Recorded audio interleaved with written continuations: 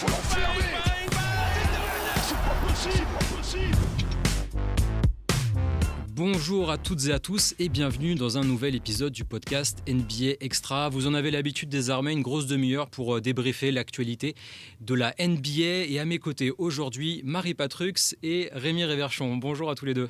Salut Nico. Bonjour à Marie. tous. Salut Rémi. Comment ça va? Ça faisait Ça longtemps. faisait longtemps qu'on s'était pas vu, dis donc. Ça va Nico? Pas de bonjour, bonsoir aujourd'hui parce que Bonjour, Jacques bonsoir. Monclar est Il est en break. absent, exactement en break, donc on fait sans lui, mais on va quand même très très bien se débrouiller, je pense.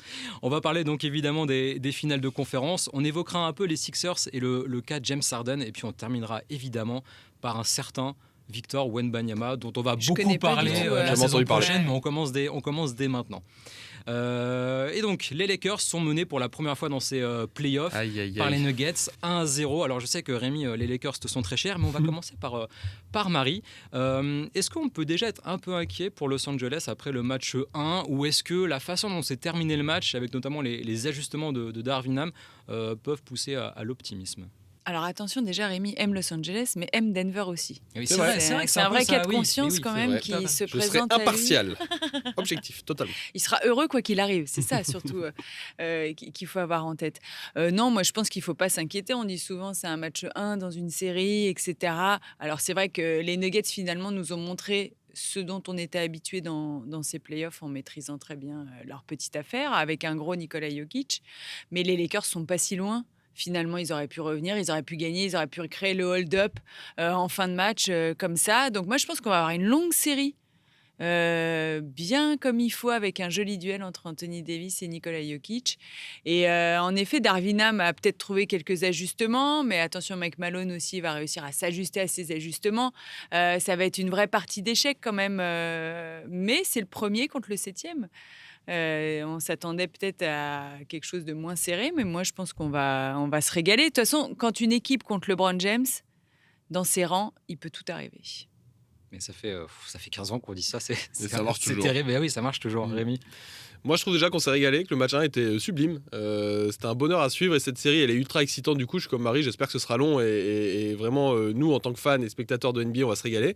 Après, moi, je trouve qu'il y a deux lectures possibles sur ce scénario où les Lakers avaient lâché en première mi-temps et ont fait un comeback assez incroyable en deuxième mi-temps, digne vraiment de champion, je trouve, dans le sens où ils n'ont rien lâché. Il y a plein d'équipes à leur place qui, à la mi-temps, auraient lâché et auraient laissé filer le match. Ce serait terminé en blowout. Eux, ils se sont retrouvés à 3 points du match à 1 minute de la fin. Donc, ils n'ont vraiment rien lâché. Ça, je trouve ça cool.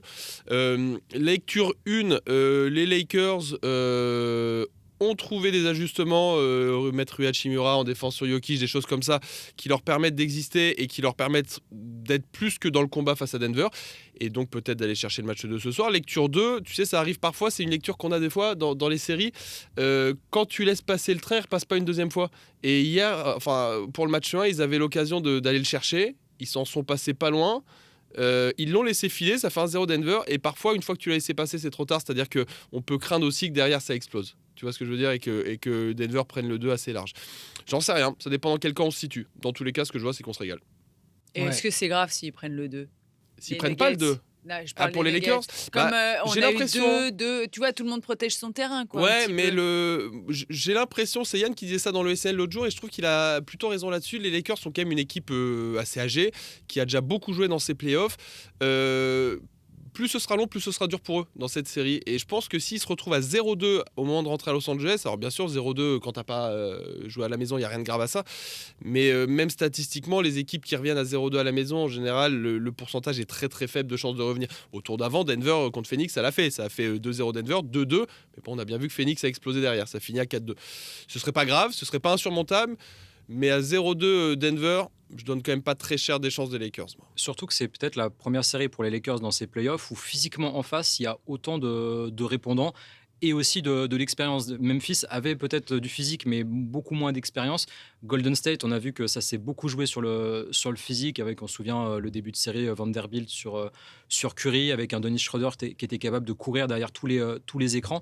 Là, le physique de Denver, entre Aaron Gordon, c'est pas la même Kentavious équipe, Caldwell-Pope, bien sûr. Bruce Brown, même Michael Porter Jr., qui a un physique très atypique, pour Los Angeles, c'est un défi nouveau et ça va peut-être être plus compliqué de répondre à celui-là que sur les deux précédentes séries. Ouais, moi j'ai toujours peur un peu avec Denver de cette peur de gagner qu'ils les rattrapent. J'ai eu un peu ce sentiment-là Ouais. pendant le match 1. Alors, ils ont tout pour aller très loin cette année. Ils font tout bien, mais il y a toujours un peu ce stress, tu vois, qui peut les rattraper, je trouve, par moment. Et je trouve que le côté mental de Denver peut être leur pire ennemi, finalement, dans cette série. Alors que les Lakers, c'est une équipe qui va jamais se poser de questions, Bah ouais, qui c'est va aller LeBron, tout bien droit, sûr. foncer, tête baissée. Je trouve que les Nuggets, ils vont être presque trop romantiques, tu vois, par moment, à vouloir bien faire, bien appliquer, etc. Et avec ces discours de Mike Malone qui dit on a du respect à gagner, il faut qu'on gagne, il faut qu'on arrête de parler de nous comme ça, etc. Et ben, je trouve que des fois, ces discours-là, ça rattrape une équipe et ça peut les faire choquer, comme on dit. Donc, c'est un peu ma crainte pour Denver par moment, surtout quand tu es face à une équipe avec LeBron James Ouais. à l'intérieur. Après, pour Denver, c'est ce que tu dis et tu as raison, mais ça c'est vrai malheureusement de toutes les équipes NBA, c'est-à-dire que Denver, ça fait longtemps qu'ils comptent parmi les favoris désormais de NBA, mais qu'ils ne gagnent pas en effet, et tant qu'ils ne gagneront pas, on leur donnera pas ce respect-là. C'était vrai de Milwaukee par exemple dernièrement. Milwaukee, tant qu'ils n'ont pas été champions, on leur donnait pas ce respect-là les années d'avant. Ils ont été champions, maintenant on leur donne du respect. Chaque début de saison, on les compte parmi les favoris. Et je t'annonce que même s'ils se sont fait sortir au premier tour en octobre prochain, tu verras, on va voir ce qui va se passer cet été. Ça mais dépend de Yanis. oui, on va voir ce qui est, pour ça que je dis, on va voir ce qui va se passer cet été. Mais a priori, on leur donnera encore le respect d'être parmi les favoris. Denver, c'est pareil. S'ils sont champions cette année, bah, en octobre prochain, on dira attention, Denver favori. S'ils se font sortir par les Lakers là, on leur donnera pas ce respect. Ça, c'est la dure loi de la NBA. Tant que t'as pas gagné, t'as pas ce respect-là. Juste pour répondre à ta question, Nico, c'est une équipe totalement différente. Denver de ce qu'ils ont joué les Lakers, c'est une équipe qui est hyper complète, bien sûr. Michael Porter, Jamal Murray, mais c'est une équipe qui est centrée sur la raquette, clairement, par Jokic, évidemment. Puis t'as des forces intérieures aussi. T'as Aaron Gordon, qui se sont développés. T'as même Jeff Green qui va beaucoup dans la raquette en drive. Les Lakers, ils ont joué Memphis où il manquait toute la raquette. Il y avait plus. Il y avait pas Steven Adams. Voilà, tu vois, il manquait tout le monde. Brandon Clark n'était pas là. Golden State, c'est évidemment pas. C'est une équipe de petits depuis toujours. Là, c'est un tout autre challenge. Mais c'est pour ça que c'est excitant parce que les Lakers, ils ont ce qu'il faut pour répondre à ça. Ils ont Anthony Davis. Ils ont, moi, je pense, le meilleur défenseur intérieur de toute la ligue quand il veut, en tout cas. Donc c'est excitant, mais oui, c'est un autre challenge, clairement. Et c'est d'ailleurs une série assez fantastique si on aime justement le jeu dans la raquette parce que Anthony Davis, Nikola Jokic, on parlait avant que Philadelphie se fasse sortir, on disait imagine finale Joel Embiid, Nikola Jokic, les Sixers contre Denver. Ah, Bon, les Sixers évidemment ils sont vautrés, mais alors le duel entre Davis et Jokic c'est extraordinaire. On rappelle les stats comme Jokic, le premier match c'est 34 points, 21 rebonds, 14 passes et Davis c'est 40 points, 10 rebonds. Et alors plusieurs comptes, mais je les ai plus tous en tête. Je sais plus, 3, 2. 2, 3. Il y en a un d'ailleurs sur Jokic qui est magnifique. Et ils sont pas mauvais, ces gens-là. Ah, ils sont plutôt bons. Ils sont hein. plutôt bons dans leur travail. Mais c'est vrai que c'est super un peu de changer en plus.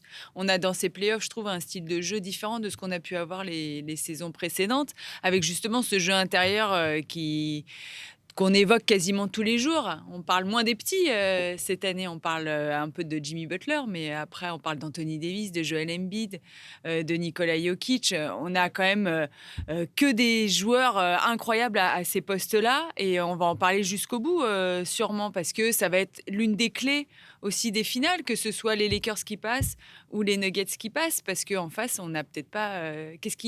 avec quoi ils vont répondre les équipes de l'Est face Ouais, à c'est Nikola Jokic ou Anthony Davis? Dans ce qui reste là aujourd'hui, t'as raison. À l'Est, Jimmy Butler d'un côté, Tatum Brown de l'autre. Faiblesse intérieure ciblée depuis longtemps. Alors, sans manquer de respect à Al Horford, à Robert Williams et compagnie. Amadé Bayo en face quand il veut, qui a été très bon cette nuit, on en parlera tout à l'heure. Mais c'est vrai qu'alors que de l'autre côté, puissance intérieure principalement. Ce sera un duel, dans tous les cas, t'as raison, ce sera un duel sympa en finale pour ça. Et les coachs auront justement leur poids dans les ajustements qu'on évoquait, etc. Je pense que justement, on vit quelque chose de très différent cette année par rapport aux autres saisons qu'on a pu couvrir. Eh bien, c'est une excellente transition pour parler ensuite de la série entre le Heat et les Celtics. Alors, on enregistre jeudi matin. Il y a donc 1-0 pour Miami à l'heure actuelle, qui a été gagné à Boston. C'est quand même la 4e défaite à domicile pour Boston dans ces playoffs. On en avait une contre Atlanta. Vous savez, quand Boston menait 3-2 à la maison au TD Garden, il suffisait de terminer. Oui, c'est ça. Ils avaient perdu. Il y en a eu 2 contre les Sixers au tour d'avant. Et là, il y a donc une 4e défaite à la maison. Est-ce que c'est un peu inquiétant pour Boston de perdre, entre guillemets, aussi facilement l'avantage du terrain? Ils sont chiants, moi je trouve, Boston. Ils sont chiants à faire ça, à être... tu vois, on sort du match 7 dimanche où tu dis c'est incroyable, ça joue trop bien. Quand ils défendent à ce niveau, ils sont inarrêtables. Tatum, c'est le MVP, il est trop fort. Ils vont être champions. Et tu arrives sur un match 1, tout raplapla. où tu es à la maison, tu es devant à la mi-temps, tu fais le taf, mais sans briller, et tu t'éteins complet en deuxième mi-temps, il n'y a plus rien, ça défend plus fort, tu es battu dans les duels, tes leaders disparaissent. Et ils font ça depuis le début de ces playoffs. Ils sont chiants avec ça, parce que tu as ce côté nonchalant, c'est le mot que j'emploie à chaque fois, qui perdure. Je sais pas, moi je continue de penser, je suis comme Jacques là-dessus, que Boston est la plus forte des équipes qui restent en jeu, mais ils sont chiants à pas être réguliers. Et s'ils sont champions cette année, on verra, hein, dans 2 semaines, 3 semaines, 4 semaines, si Boston est champion cette année, et pour l'instant, c'est pas un parcours de champion. Ce serait pas un beau. S'ils continuent de faire ce qu'ils font là, ce serait pas un beau champion, moi je trouve. Pourtant, Alors, ils le méritent peut-être. Petite erreur de ma part, il y avait 3-1 pour Boston contre Atlanta avant qu'ils perdent le match 5 à la maison et de terminer finalement chez les Hawks au premier tour. Oui, puis ils se sont fait peur contre Philly aussi. Ils sont Bah fait peur contre oui, Philly. quand même. Ouais, ils étaient pas loin de la sortie. Moi, je suis pas d'accord avec Jacques et Rémi. Les Celtics ne sont pas mon favori maintenant, justement à cause de tout ce que l'on voit. Alors, souvent, justement, plus on est mauvais et plus on se sublime dans les moments importants. Et c'est ce que fait Boston jusqu'à présent, puisqu'ils réussissent à se qualifier à chaque fois un peu à l'arrache, même si dimanche, c'était une démonstration de leur part. Je trouve que c'est un jeu dangereux auquel ils jouent. Et justement, quand on veut devenir champion, on a besoin quand même d'avoir des certitudes quand on arrive dans les moments importants, dans les moments clés. Et à force de jouer avec le feu, ils vont se brûler. Je trouve que c'est une équipe qui est mal préparée. Justement pour démarrer ces séries, c'est quand même incroyable. C'est comme un enfant. Ne recommence pas, il recommence. Enfin, et je trouve que ça montre un peu les failles de cette équipe. Est-ce qu'elle manque pas d'un vrai leader à un moment donné, dans le vestiaire en tout cas? Et quel est le rôle de Joe Mazzulla autour de ce groupe-là? Donc pour moi, pour ces raisons-là, les Celtics ne sont pas les favoris pour le titre aujourd'hui.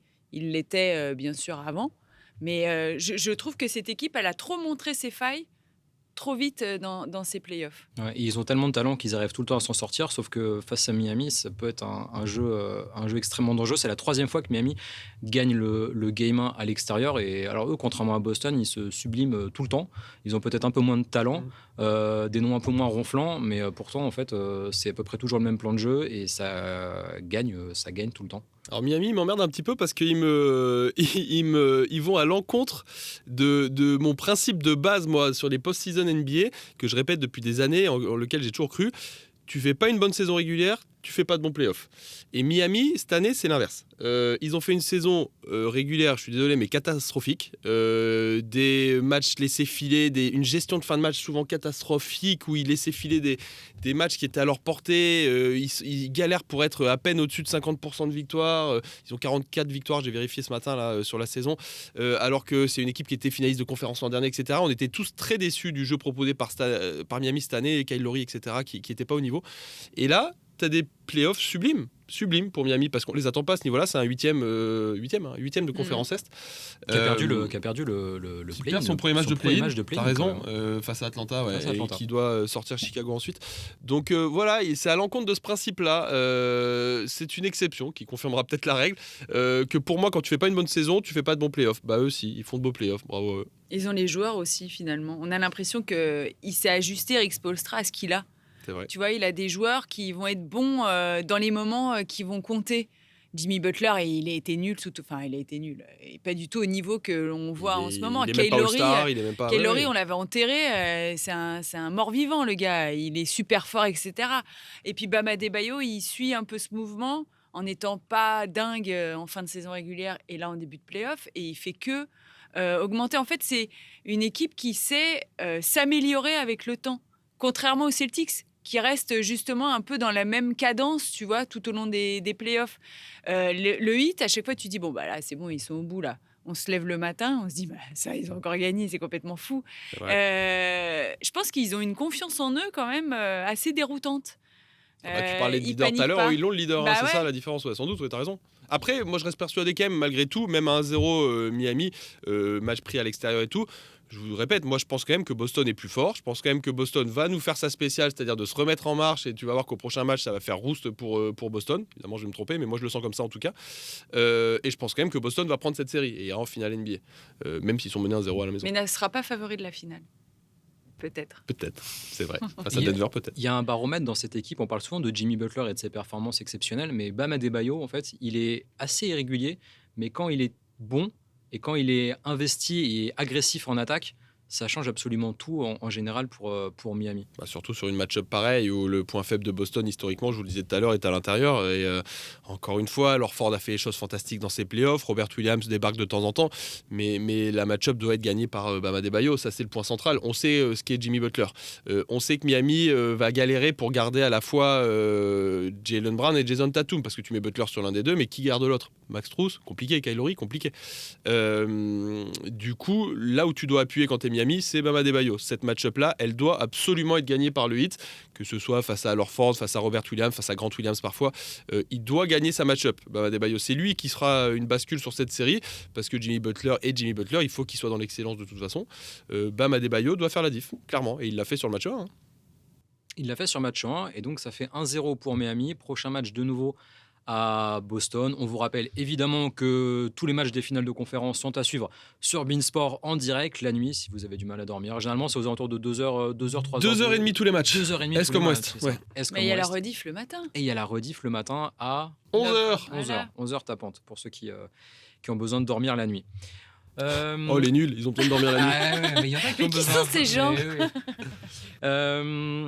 On va enchaîner sur les Sixers. Alors, on va parler donc d'une équipe qui a été éliminée par Boston. Philadelphie qui menait 3-2 et qui avait l'occasion de terminer à Philadelphie cette série. Ça l'a pas fait une nouvelle fois pour les Sixers. Ça a coûté son poste à Doc Rivers et on parle de plus en plus d'un départ possible de James Harden qui est une player option pour la saison prochaine, qui devrait la décliner pour pouvoir signer où il le souhaite et surtout au montant qu'il souhaite. Est-ce que pour vous, Philadelphie, c'est le plus gros gâchis de ces playoffs? Quand on voit l'effectif, la façon dont il a été bâti, construit, les noms qui la composent, l'arrivée de PJ Tucker qui devait changer un peu la dynamique de Philadelphie.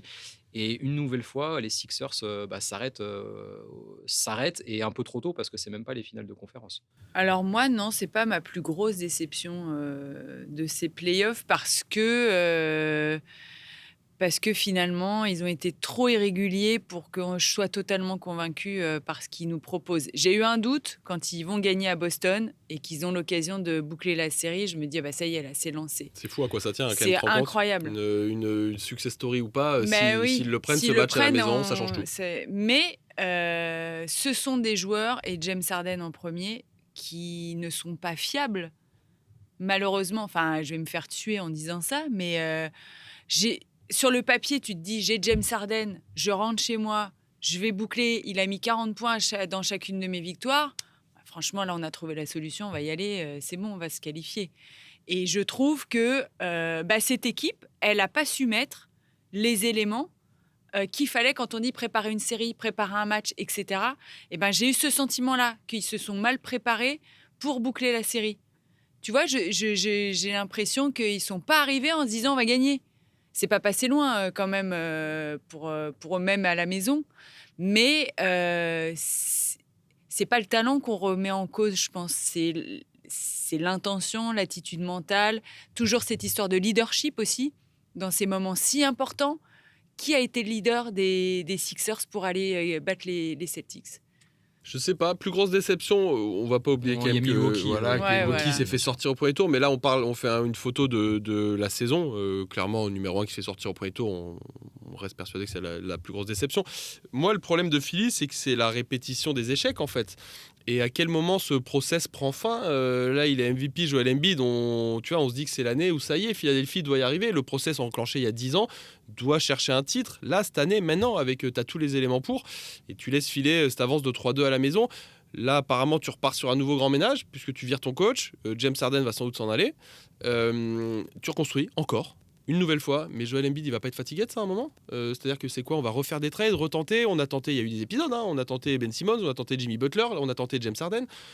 Il faut quoi en fait pour que Philly gagne? Je sais pas où va ce process. Voilà, la répétition des échecs est insupportable, je pense, pour les fans de Philly, année après année, vivre cet éternel recommencement. Et je suis pas persuadé que l'été apporte plus de réponses à Philadelphie. Je vois pas où va cette franchise aujourd'hui. Il y a Joel Embiid, bravo à vous, vous avez un MVP, c'est fantastique. Mais ne pas l'entourer, c'est borderline criminel, je trouve. Donc je suis très déçu pour les fans de Philly, moi. Très déçu. Et vraiment. est-ce qu'il est vraiment si mal entouré que ça, Joel Embiid, en fait? Parce que tu le dis, on lui a amené Jimmy Butler, il a eu Ben Simmons. Bon, alors ça a bien marché au début, puis finalement, ça s'est terminé en autre boudin. Et après, avec James Harden, il y a On peut douter de ça, t'as raison. l'effectif, Tobias Harris, qui a On un très peut- gros contrat, mais qui est toujours finalement ce Ouais, joueur ouais. régulier, qui apporte toujours ses 17, 18 points. Et dans ce cas-là, ça veut dire quoi? Ça veut dire que tu remets en question Joel Embiid, c'est ça? Tu te rends compte, ça veut dire que le MVP de cette année, on est en train de se dire que c'est peut-être sa faute à lui si cette équipe va pas au bout. Moi, je suis prêt à ouvrir ce débat-là, hein. Je n'ai pas de réponse là-dessus. Mais ça veut dire qu'on lance un débat supérieur, c'est-à-dire que là, l'échec n'est plus celui d'une franchise, d'un management et d'un staff, mais l'échec d'un homme, et celui de Joel Embiid. Ça peut pas être que d'un seul homme, mais dans les défaites de Philadelphie, Joel Embiid. Sur le match 7, il est critiqué, clairement. Il est critiquable. critiqué, et Et c'est même logique. finalement son match-up au fur et à mesure de la série contre Larford, Donc- il a petit à petit tourné en faveur Alors, de. ce sera un autre de débat à l'intérieur ouvrir dans de le Boston. podcast un jour, et t'as raison, mais est-ce que Joel Embiid est un homme qui fait gagner une franchise? Ce sera un excellent débat à voir. Faudrait qu'on prenne une demi-heure juste pour discuter de ça. J'en sais rien, faudrait qu'on réfléchisse au truc, qu'on analyse un peu. Moi, ce que je sais aujourd'hui, en tout cas, c'est que cet échec est insupportable pour Philly, parce que ça fait trop d'années. Mais il y a C'est ce sentiment plus que ça progresse pas, surtout. Bah, c'est Si, ça. un Philadelphie, peu s'arrête quand tout le même, temps. non Bah, Ça ça passe reste pas de toujours tour, en demi-finale, ça en fait fait. 23 piges qu'ils n'ont pas été en finale de conf, quoi. 2001, 22 piges. C'est trop, c'est trop. Là, t'as tous les éléments pour. T'as ton MVP, t'as un ancien MVP, James Harden, t'as raison, t'as des All-Stars autour, Tobias Harris, t'as Tyrese Maxey, des jeunes, t'as un coach qui est OK, qu'on remet en question sur les matchs 7, mais qui a quand même gagné avec Boston, qui a fait des choses en NBA et qui a respecté Doc Rivers. Il y avait tous les éléments cette année pour être champion. Il y a un public et une salle aussi qui est survoltée à chaque match Donc, des je sais pas Sixers. dans quelle Enfin, configuration ils vont réussir à gagner s'ils gagnent pas cette année, tu vois. Je sais pas. Marie, le mot de la fin, tu as quelque chose à Sur les ajouter Sixers, sur les Sixers, sur James Harden? Ils sont maudits, ils sont Ah, ils sont. maudits. C'est vrai un peu. Tu vois, hein. ouais. C'est vrai que Eux, des les fois, Clippers, t'as des Ouais, équipes comme ça c'est qui n'y ça. arrivent pas. Hein, C'est fou. les maillots blancs, bleus, rouges. Ouais, il y a un truc, Il y a un un truc truc, ouais. comme ça autour. Faut pas oublier quand même tout ce qu'a fait Joel Embiid cette saison, hein, le côté régnant qu'il a pu avoir, etc. Le côté moins blessé aussi. Là-dessus, il progresse. Il joue de plus en plus. C'est vrai. Tu vois. Puis il est, Et il est MVP, c'est un accomplissement incroyable, ouais. quoi. C'est Mais fantastique. il a eu du mal à le digérer quand même. Peut-être. Dans ses playoffs, il n'a pas été aussi régnant qu'il l'a été en saison régulière. Et moi, je dis toujours, hein, il faut quand même un leader pour aider tout ce petit monde-là. Eh bien, on a beaucoup parlé des intérieurs. On va continuer à parler des intérieurs et d'un futur intérieur français en NBA qui devrait, a priori, être le first pick de la prochaine draft, Victor Wembanyama. Petite question juste avant de commencer. Depuis l'instauration de la loterie en 85, il n'y a que 4 premiers choix qui ont gagné le titre avec la franchise qui les avait draftés en premier. Qui sont-ils? LeBron James, Tim Duncan, David Robinson. le voilà, Shaq. déjà. Non, pas le Shaq. Ah non, ouais, le Shaq non. qui est Qui est Orlando. drafté à Orlando, ouais. Qui est le C'est à quatrième? Cleveland aussi. Il n'y a que San Antonio et Cleveland qui ont gagné le first pick. Kyrie Irving. Ouais, Kyrie, bien Et vu, Kyrie ouais. Irving. Voilà. Alors, est-ce que Victor Wembanyama sera le cinquième? La première question, c'est quoi l'objectif concrètement de Victor Wembanyama la saison prochaine pour son année rookie en NBA, que ce soit au niveau des chiffres, au niveau de l'adaptation? Ça, j'aime bien ce débat. Qu'est-ce qu'on attend finalement de Victor Wembanyama? Parce qu'on en parle comme le plus grand prospect Ouais. de l'histoire. Concrètement, qu'est-ce qu'il doit faire l'année prochaine? Alors, Rémi vit avec Victor Wembanyama. On passe nos nuits ensemble, tout ça. Alors, si tu veux que je sois chiant, je te dirais qu'il faut qu'il s'adapte physiquement à l'intensité NBA, à la lessiveuse qu'est la NBA, 82 matchs, 6 mois à peine, l'intensité, la répétition des matchs, etc. Si tu veux que je sois un peu plus fun, moi j'attends de lui pour l'année prochaine, quand on voit le roster des Spurs, qui à mon avis sera pas bouleversé cet été, je pense pas qu'il fasse all-in cet été San Antonio à aller chercher des gros joueurs, je pense qu'ils vont lui laisser le temps de maturer à Victor, ce qui serait une bonne chose en tout cas. Et en général, ils font les choses bien là-bas. Moi j'attends de lui l'année prochaine qu'il soit rookie de l'année, pour être très concret.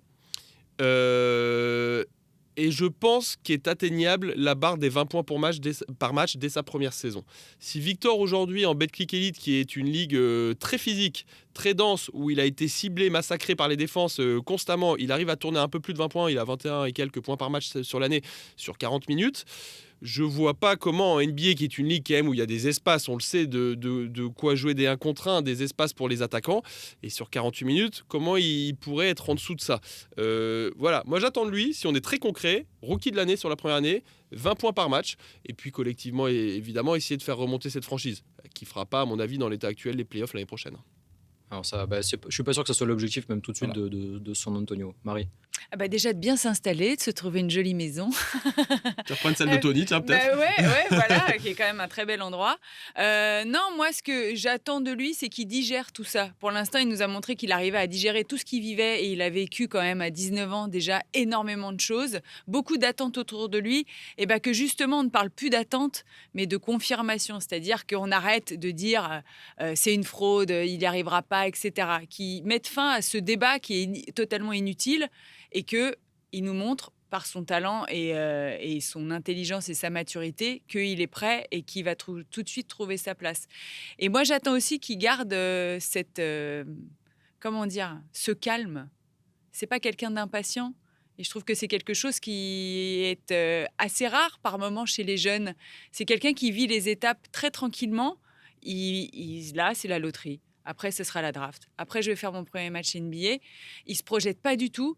Il vit les choses comme elles viennent et il a cette confiance en lui pour aborder ces grands moments de sa carrière. Donc moi, j'ai juste envie que l'histoire, elle se poursuive très linéairement pour lui, sans éclat finalement. Comme dit Rémi, dire qu'il va être rookie de l'année, c'est pas non plus une folie. C'est quelque chose. C'est attendu, espéré, Voilà, quoi. Ouais. oui, c'est une étape, c'est la prochaine étape.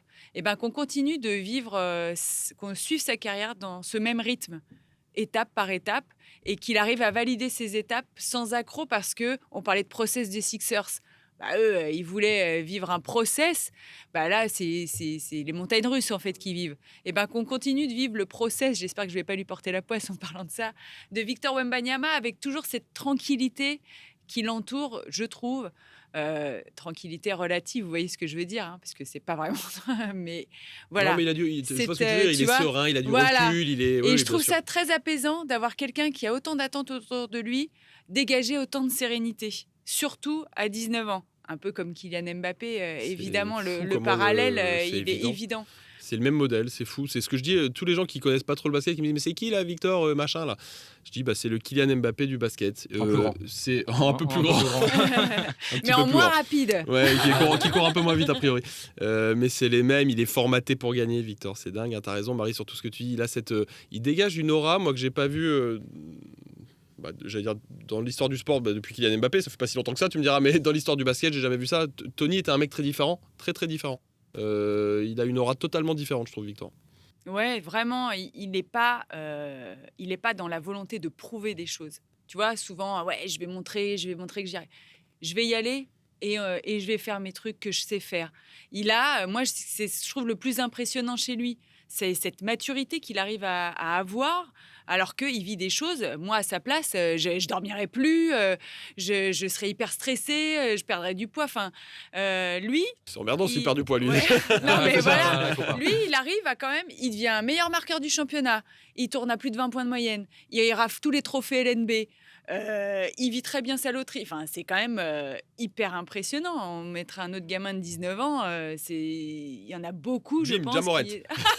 Non, mais tu vois, voilà quoi. Donc, c'est ça que je lui souhaite. Et dans le jeu NBA, comment vous le voyez évoluer, évidemment? Il fait quoi? Il fait 2,21 m exactement A priori, a il priori, Ouais. fait c'est ce qui est 21, on voilà. sait pas s'il grandit C'est encore pas exactement. ou pas. Voilà.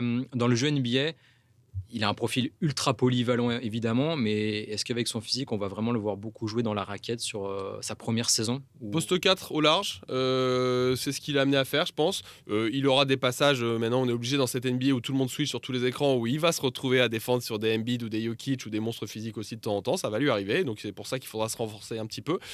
Sa nature sera pas d'être dos au panier en post-up à essayer d'enfoncer les gros bambins en bas. Il va rester dans ce qu'il est lui, c'est un poste un peu hybride, un espèce de point forward qui va te monter la balle de temps en temps, qui va s'écarter un petit peu, prendre ses tirs à 4-5 mètres sans problème. Je pense que lui, la distance lui fait pas peur, donc on le voit shooter à 3 points en France. Je crois pas que la distance NBA lui fasse peur, donc on le verra souvent au-delà de ça. Il va rester dans ce qu'on a vu toute l'année, c'est ça, un poste 4 au large. Kevin Durant, quoi. Bah ouais, un peu, il y a un peu de ça. Durant est quand même plus polyvalent sur les postes extérieurs à mon sens. Parce qu'il a un handle surnaturel que Victor, qui a un très bon handle pour sa taille, n'a pas non plus. Mais ouais, c'est ça, poste 4 au large, exactement. En mid-range, tu vois, les tirs mi-distance et tout, comme peut prendre Kevin Durant, je pense que Victor, on va le voir en prendre des tonnes, des tirs comme ça. Ouais, et on a vraiment hâte du coup de voir ça. Et, Qui joue et on restera éveillé la nuit. Je sais pas d'ailleurs si on aura beaucoup de matchs des Spurs la saison prochaine sur, À ton avis sur Bein. On va en mettre quelques-uns quand Le même. calendrier en général il sort toujours vers le 15-20 août, le calendrier de la saison qui suit, donc vous pouvez noter déjà cette date pour avoir une idée pour ceux qui veulent planifier leur voyage à San Antonio, comme ça vous pourrez commencer à acheter vos billets à cette période là. Et je t'annonce déjà que le premier match de San Antonio cette année sera sur Bein Sport. Je serais pas surpris que, comme par hasard, il soit en ouverture de la saison, tu vois, face aux champions, qu'on se retrouve à Boston-San Antonio, Denver-San Antonio, ça me surprendrait pas plus que ça. Tu vois. Lakers-San Antonio. Hein Lakers-San Ouais. Antonio aussi. Il le veut Il champion. veut pas le dire, il veut pas le dire. Ou Miami Il veut San pas le Antonio, comme ça j'ai dire. dit tout le monde. Voilà. Mais on rappelle que c'est la NBA qui fait la programmation. C'est toujours Tout à fait. important de Oui, le ça faut le rappeler, dire hein, parce quand que même. on a quand même moins de remarques des gens qui avant. mais Oui, ça pendant arrive longtemps, encore. on nous a beaucoup reproché ça. Bon là, ça fait 10 ans maintenant. Oui, mais t'inquiète pas, parce que là, Ça commence l'avantage, à c'est qu'il n'y a pas que les Français, toute la terre entière veut voir Victor. Donc, Ouais, c'est vrai. ils vont nous programmer San Antonio, vous inquiétez pas. Eh bien, c'est sur ces belles paroles qu'on termine ce podcast. Merci à vous deux pour votre présence, parce que Jacques Monclar, une nouvelle fois, a décidé de Et au bord de la partir piscine. a décidé de partir en vacances pendant les finales de conférence pour prendre de la force avant les finales NBA Ça, qui bosse s'annoncent. Exactement. Merci Nico. Merci à vous deux, et puis on se retrouve très bientôt pour un nouvel épisode du podcast NBA Extra. Ciao. Ce mec-là, il faut l'enfermer.